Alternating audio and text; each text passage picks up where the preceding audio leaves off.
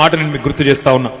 ప్రత్యేకంగా ఎందుకు చెప్తా ఉన్నా ఈ మాట అంటే, సరే ఎన్టీ రామారావు గారు అంటే ఒక మహానటుడు, ఒక సినిమా యాక్టర్, సూపర్ స్టార్. ఆయన ఇంట్లో మరి ఆయన ఫోటో ప్రతి ఇంట్లో ఉండేది ఆ రోజుల్లో.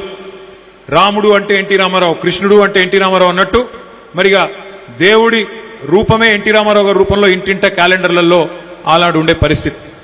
ఆయన సక్సెస్ సాధించడం వేరు, ఒక సినిమా యాక్టర్గా ఆయనకుండే గ్లామర్ కానీ ఆయనకుండే సపోర్ట్ కానీ వేరు.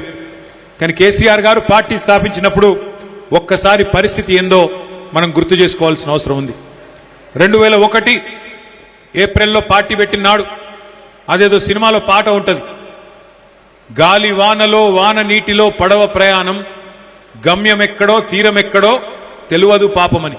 అంటే ఒక్కసారి మీరు ఆలోచించండి. ఇవాళ చాలా మంది చాలా మాట్లాడుతున్నారు, కానీ ఆ రోజుల్లో కేసీఆర్ గారేమి సినిమా స్టార్ కాదు, సుప్రసిద్ధ నటుడు కాదు, పోనీ రాష్ట్రమంతటా ఇల్లిల్లు తెలిసిన రాజకీయ నాయకుడు కాదు.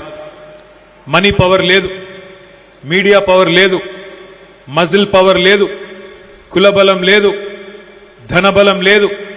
మరి మొత్తం తెలంగాణ సమాజంలో ఒక అపనమ్మకం. రాజకీయ నాయకులు అంటేనే తెలంగాణ నినాదాన్ని వాడుకుంటారు, వదిలేస్తారు, టైంపాస్కు మాత్రం వాడుకుంటారు.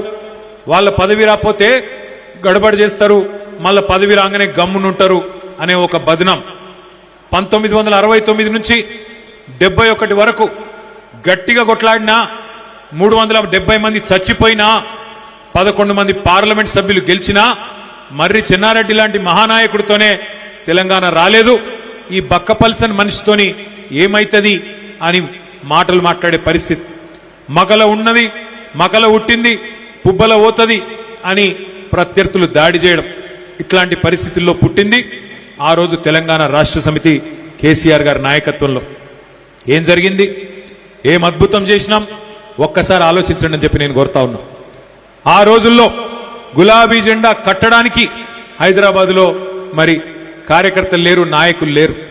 అట్లాంటి పరిస్థితి నుంచి ఇంతింతై వటుడింతై అన్నట్టు ఈరోజు ఇంతమంది నాయకులు, ఇంతమంది కార్యకర్తలు, మనకొక బలం బలగం, లక్షలాది మంది కార్యకర్తలు తయారైనారంటే మరి ఏ స్థాయిలో పార్టీ ఎలా ఉన్నదో దాన్ని బట్టి అర్థం చేసుకోవచ్చు.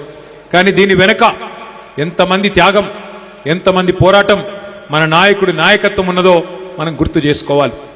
పెద్దలు ప్రొఫెసర్ జయశంకర్